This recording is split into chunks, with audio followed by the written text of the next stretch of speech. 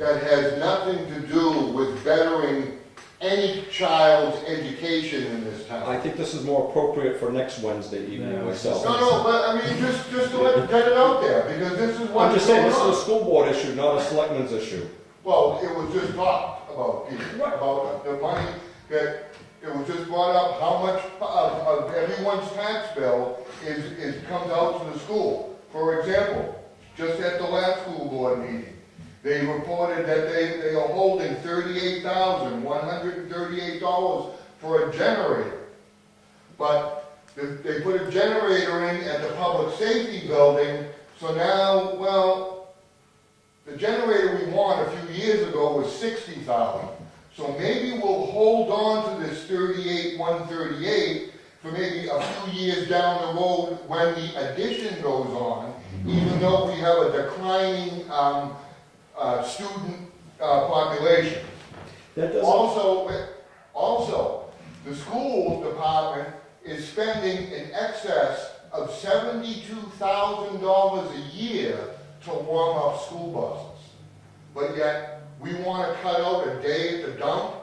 We have a very large retired population in town who hasn't received a raise in, I think, 3 years. There were 7 houses that were foreclosed just on my road alone. So you have people losing jobs, you have people losing their houses, you have all this retired population who hasn't received a raise in 3 years, but yet we have people complaining about, well, we're going to close the dump for 1 day out of the year. 2 days. Another one. The day after Thanksgiving. Another one coming. There's a lot of places where the budget can be cut. Steve, I think Don't you know really have an effect. I think you know I feel the same way about the buses as you do on that one. However, on the generator, turning that money, I think it's like swimming halfway across the English Channel and turning around and swimming back because you feel tired. You're almost there. There's other monies that they might put into that kitty, and we only have one place in this community, and that's the public safety building. Wait a minute, I gave you a chance. The public safety building down there is the only place in this community where we have, if there's an emergency, where people can find, shelter. It would be nice, we have a perfectly good kitchen, great kitchen down at the public safety and at the gym, and we have the gymnasium. It would be nice that if we had an emergency in this area, we had more than one location. We do have 4,800 plus residents in this town. So it would be nice that if there was some place, we had enough place to cover more than, 100 people. Well, that's what was stated at the minute. We already have the public safety building in case of an emergency. In case of an emergency, what's the first thing that happens? They close the school. I don't think we need a $60,000 or $70,000 generator and an addition at the school. They closed the school for the students. Did you hear what I was saying before, that it could act as another shelter? I heard that, Peter. Then that's what I'm talking about. But, for the most part, you're not going to, that, like I said, was the reason why they put the generator to public safety, so people can go there. Right. Right. And it was also scheduled for here for the same purpose. To be honest with you, because I remember being on the budget committee when that was brought up. So, Well, getting back to the selectmen. Are you still on the school, or you got something else? Well, just so that, that the service is part of the town, there's a lot, like I said, there's a lot of people losing jobs, houses, and everything else, and we're crying about cutting a few days off of the dump. That's all I can do. The people deserve a bit of a break on the taxes, especially the elderly people. Get out and vote. I agree with that. Jerry, Can we get a generator at the town hall? we were talking about that due to the flooding in the basement constantly every time we get some hard rains, Can we but get a thermostat in the cable office? no. Awesome. Next, all right, moving on. Liaison reports. Peter, we've heard your school report twice tonight. Thank you very much. Is that what next Wednesday? They may be looking for you. All I was going to bring up tonight was the conservation easement that we talked about at the Conservation Commission meeting. And we did do a walk down in Union with Elchip. Down there to look at that possible easement on the backside of the meadows. But can you enlighten me, because this one's kind of like, just kind of like blindsided tonight. But Yeah. if we have to choose between one, because I don't think we're gonna get two. You don't have, there's no financial fees. cost to this. This is they're giving us the easement on that land. We're gonna give it. Yeah, they'll still maintain the property deed. They'll still be paying taxes on it, but we'll have a conservation easement on it. The catches that the Conservation Commission will have to absorb probably a couple $100 in the easement deed, and the, funding for the LCHIP, whatever cost might go there. Should be less than $500, should be less than $300 from what they were talking. Which is similar to the Maine's cabin, which was only 100 by 100. This Yeah. is 30-something acres. Exactly, Yeah. and they're gonna, from my understanding, because we talked to them about it, leave it open, so the public can walk on it. They didn't want any ATVs or motorized vehicles out there, and that's their right, I mean, it's a free easement. Exactly. It's not costing the taxpayers anything, so they should be able to limit what goes on in that property. The only downfall, and it's not really a downfall, is that we are our own watchdogs. Usually when you have an easement, there's an outside group that's watching to make sure that the easement holder, which would be us, is watching to make sure that the easement is upheld. Yeah. Well, we're going to be the easement holder and the easement watchdog, which in turn saves about $5,000 in fees of putting this all together, because those watchdogs require a fee so that they will continue to do this service over years. And I think somebody mentioned it costs like up to $5,000 around that area. So we'll be negating that fee, but at the same time, we're responsible for both maintaining the easement and for holding it. So, but it's a free thing, shouldn't cost the town more than, or the Conservation Commission out of their fund for balance, which is for the purchase of easements and that purpose. Clarification? Sure. There is actually, the only access to that property is through the people who are granting the easement across their personal property. So there is gonna be very, very limited access to it. What they were offering was potentially some snowshoeing in the winter. But other than that, it's really gonna be off. And just to disagree a little bit with Steve on this one, there is access from the Acton Road, but it is very, very wet. And what they were saying was they would not have any objection to snowshoeing, outdoor activities of that sort. According to them, that you would go up to your chest in water if you tried to get it. I said it was get to wet. it from Acton. If you want to bring your snorkel and flippers, I guess you.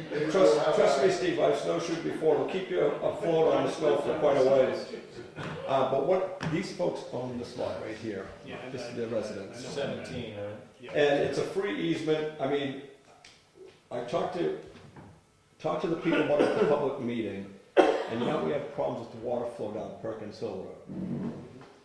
Well, there was talk in the spring about, digging out that culvert, expanding it a little bit.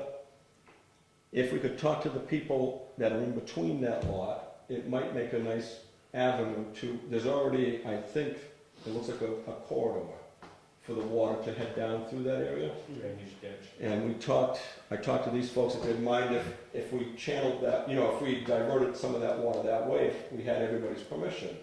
And they didn't seem to object. So I think it's a kind of if nothing else, it might help with that, alleviate some problems on Perkins Hill Road.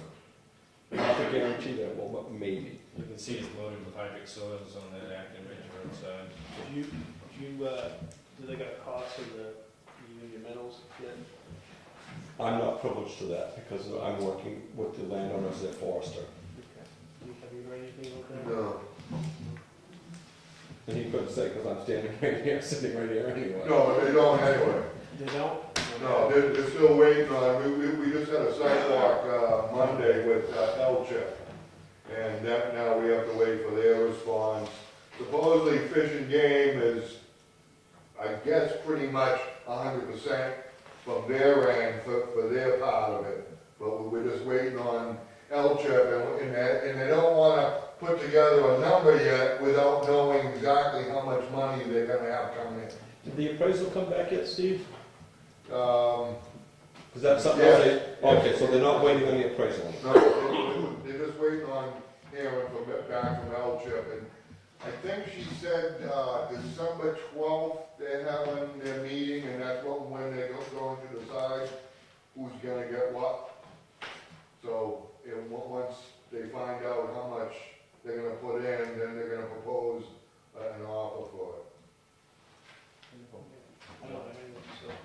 budget season's coming up, that seems to be the topic. We'll have our first meeting with the budget committee Saturday, and then we'll get together, week after.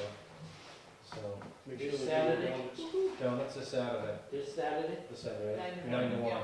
It's outside agencies usually on the first Saturday, mostly, unless it goes too quick, then, yeah, Who's the chair, is it Howard still? I believe Is so. that Make posted sure on the you bring website? donuts for that Saturday meeting. Yeah. That's all I had. Selectmen's letter of appreciation. I think Teresa made a great suggestion a couple of weeks ago that we never followed through with, and that was the resource center. Yeah, we actually, the other one, yeah, that's, I'm good with that. Yep, me too. Administrators update? I sent the, contract for certified computers. Did you all get a chance to look at that? If you're in favor of that, we should think about getting the contract sent in. Yeah, there was no increase in it. Oh, everything's the same, just requires your signature. Did you run that number by him, that's so the technology fund, if they were comfortable with that one, or? I didn't, because I'm I pretty think we're sure pretty we- comfortable yeah, with it, because yeah. this comes out of the actual operating budget. Right. It's Yeah. the computers that come in on the updates and that kind of stuff from one Right. to the other, and I think that's Yeah, a that's, fair number to keep. I in felt there. comfortable with it, I just. Yeah. So if you're okay with that, I'll. And then down the line. I think it just looks like Just one just, yeah, signature? just Ken's, yeah. I'll make a motion to authorize Ken to sign. Second. All in favor? As far as the Time Warner Senior Citizen Discount, once we talked about this, I don't know, a month or so ago, and we got a couple phone calls because they called Time Warner and they weren't getting any feedback, and they're telling me they couldn't, get the discount. And so it prompted me to call, Mike Edgecombe, who clarified it a little bit better, that discount is for strictly if you just have cable. If you just have basic, or you have classic, and you don't have phone, you don't have internet, then you get that nice 15% discount. If you have the bundling package, you're already getting a big discount, which is over and above what they say on here.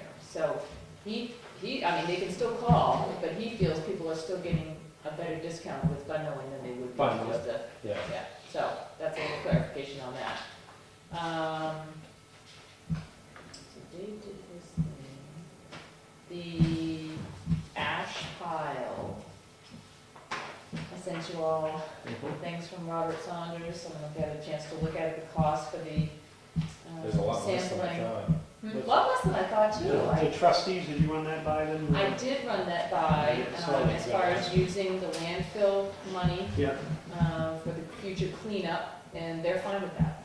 They okay. think that's appropriate, LGC thinks it's appropriate to use that money for any future cleanup. So, Well, If you're okay in that case, with- It's a no-brainer, let's just get Exactly. it done. Yeah, but I'm thinking just get it out. we're looking at $30,000, $78 a ton, we guess at the tonnage, so. Right, until they actually weigh it, we don't know. Yeah, Yeah. we're right around that, but. Now, what measures are we gonna put in place, because I know, I don't think that's the end of the burn pile. Thank you, that's what I was gonna be asking next. But it's the end of hazardous waste being burned, no more Right. paint, no more pressure No treatment, so if it's pressure just treated, brush, I that think it's kind of stuff. clear. Just clean Yeah. brush from what I gather. But that's it. And People Warren get says he's caught. only burned, I think he said 3 times this year. Yeah, they're There's very not- limited on that. Right, it's very limited as far as how much you burn. Mhm. I think the goal is eventually to, and this is something to discuss with Robert and Warren, to see if at some point you can take the compost and combine it with the clean Ash, ash, yep, and then it all becomes compost that you can then go ahead and give out, or, stuff like that. You always run the risk, I mean, you don't know what's in some of this stuff, because people can still bring their, ashes from their fireplaces. Hmm.